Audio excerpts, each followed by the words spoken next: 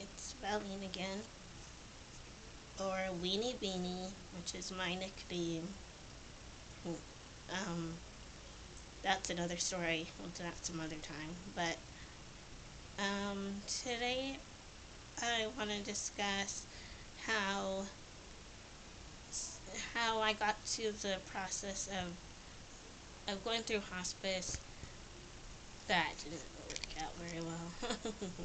um, well, I just want to discuss how I got to this level to be on hospice because a lot of people don't know my situation, and so I figured it'd be a good time to just discuss um, several parts of my circumstance, so that way you can have a better feel of what's going on in my life and why I am making this video in the first place. So I guess we'll start with the questions.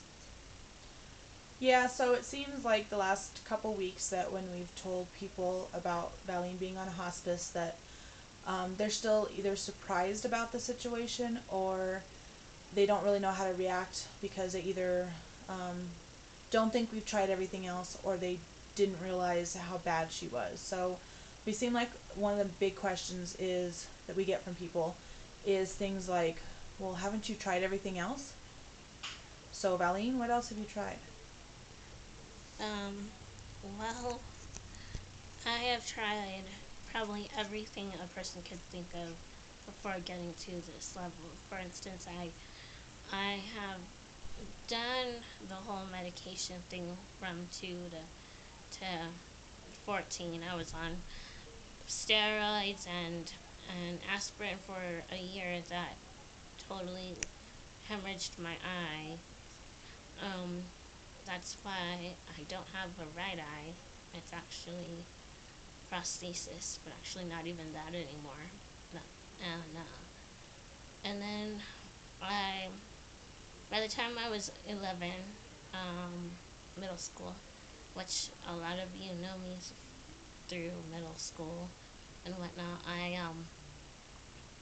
I gained a lot of weight at that time, and that was from the steroids. And my mom ran to a lady who told her about this homeopathic doctor who is a chiropractor also. And so I went to go see him. Well, he does a different kind of chiropractic work, which is called BEST. And he does pressure points and he does different methods to see what's going on in your body. And it's really cool. It wasn't really cool at the time because he had to switch my my what's it called? My Medication?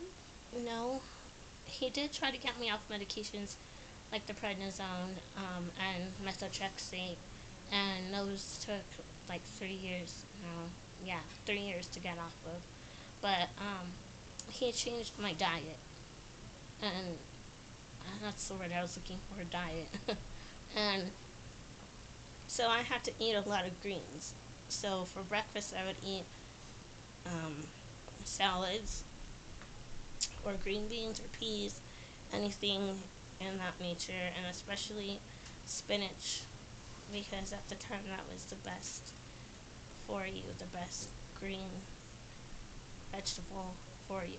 And I did that for years. I also juiced a lot of things like carrots, which is really gross to juice. I don't like the foam at the bottom, and cucumbers, and I did a lot of vegetable juicing at the time, not any fruit, because that had a different sort of diet that I wasn't ready for.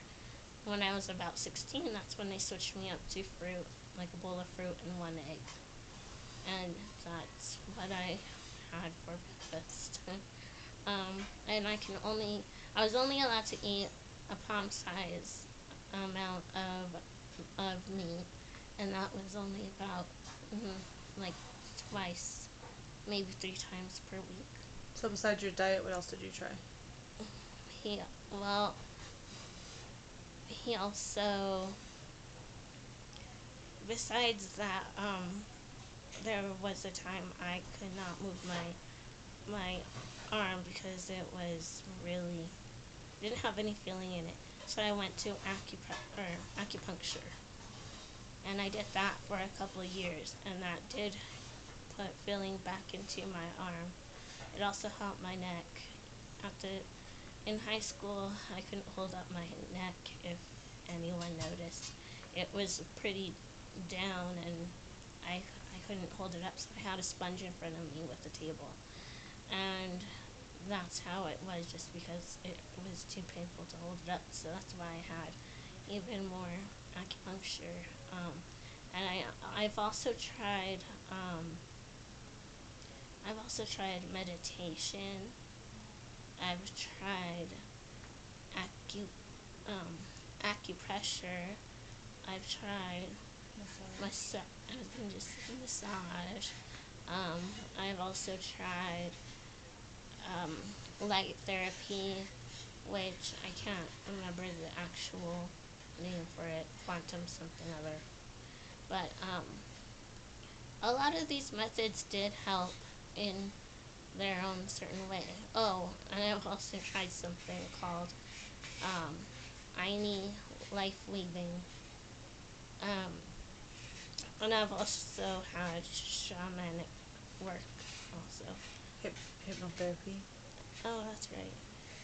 Hypnotherapy and also hippotherapy, which is therapy with horses. And I loved that, riding on horses. That was one of my favorites, but um, I had to stop that because they pulled my knee out of place.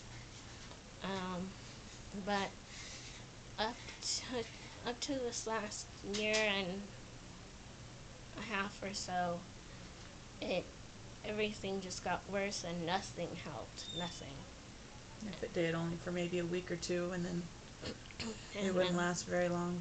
exactly, and some of it only um, a couple of hours or so, depending, because I had to get on medication. Um, I I have also, let's see, what else has it? Um, Different vitamins, herbs. yeah, I've tried vitamins and herbs, and I've tried oils to use on the painful body part, like my knee, or elbows or hands, and they did all these different processes worked. They did, but only for a certain amount of time. And some of them I couldn't do because I couldn't have anything touch my knee whatsoever, not even a breeze, literally. And so where I'm at today is, after all of this and being just having a hard time with doctors. I'm not going to say anyone's name, but there was just a really hard time with doctors, and especially in the last year and a half, or what is it really? Something like 6 that. months. Yeah, there you go. I have a whole loss of time, so 6 months to 8, I would guess. Um, and I I've just been getting worse, and so Hospice just seems like it's a best choice for everybody. and especially when they found the heart was something was going on in the heart a few months ago. Then that's when we tried for hospice, because that was probably a definite reason to be qualified. Um, In this one. So to answer the question, I guess, is really we have tried everything, and hospice was, in a way, the last resort. and so far it's been working out great. Everybody's been awesome. Everyone's been very nice and um, very nice, and they've been really Understanding, understanding and empathetic. empathetic.